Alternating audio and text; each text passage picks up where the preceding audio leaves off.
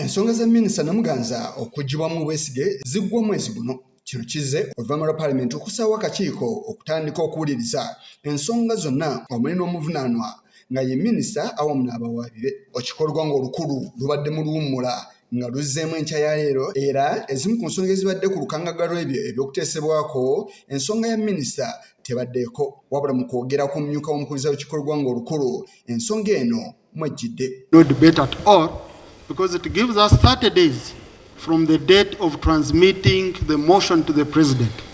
Now the 30 days include 14 days for which we've waited, meaning, and someone was saying, has the president written back? The law does not require the president to write back. The law is very clear. The moment we transmit it to the president, we have served the minister.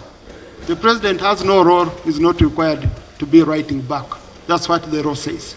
So we did our part. We hope the president has done his part, but also the committee is required to ensure that they invite the Honorable Minisita Namuganza to come and appear so that she can be listened to and she gives her side of the story. After this has been done, the committee will present the report on the floor, which we shall also be handling as per Rule 109, Sub-Rule 11 of our Rules of Procedure, and ensure that indeed we give it a fair debate. Akakiiko Katereddwaawo kakolera omubaka mwene mpaka. I therefore propose the following members. Number 1, Honorable Mwine Mpaka Ramirama, Mbara City South, a chairperson of the committee. Honorable Nwagaba Wilfred Ndogwa East, one of the senior legislators and the custodians of the rules, ensure that the rules are well followed. Honorable Mpindi Bumari, people with disabilities. Honorable Bakaburindi Charles, for workers. Honorable Nancy Achora, woman MP Lamo District. Honorable Narui Mabeti Esther, woman MP Wakiso District. And the Honorable Geoffrey Ekanya, Tororo North. Members, I now want to put a question that the committee be approved. Those in favor say aye, and to the contrary nay. The ayes have it. Tayebwa ategezeza nga bwe yeewaze okulonda abaali bakubaganyizaako ebirowoozo ku nsonga eno. We have to protect the integrity of this house, and we don't want anyone to claim that I'm being victimized. No, the moment something is done, we want to give you a fair chance of defending yourself. We want you to appear before people who are fair, who have not yet pronounced themselves, and the process has to be thoroughly done. We don't want anyone to claim I'm being victimized because of A, B, C, D, so and so. No. This is within the rules. Whatever is being done because the rules and the law provides for that.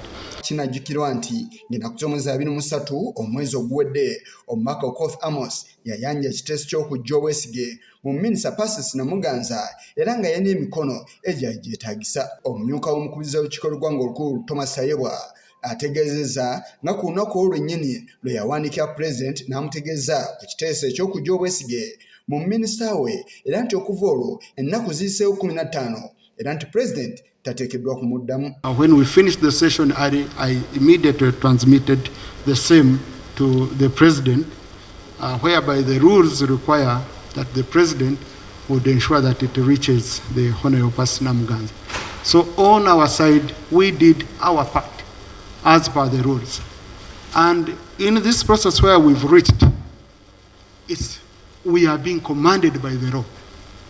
It's not being commanded by someone talking to me, by someone whispering.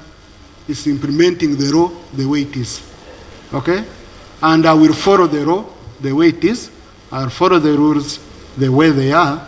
Wabula Nampawa yeemulugunyiza ku kya sipiika okuteeka ababaka baakulira ku bukiiko obw'enjawulo nga tamwebuuzizaako. It requires, of course, that you do this in close consultations with the government chief whip and the chief opposition whip. Mr. Speaker, you have not done that, and it is not the first time, but I'm raising it so that it should be the last time, Mr. Speaker. So are we proceeding in total compliance to our rules, Mr. Speaker, sir? Thank you. Thank you. You had raised a very good point. Take your seat. You had raised a good point, but the problem, you gave an ultimatum to the speaker, which is against the rules, so you are out of order. Akakiiko kano kalina nsalessale wanaku mwezi 23 omwezi gwe tulimu ogwa January. Kigongo kulwa Channel 44 Olugulo.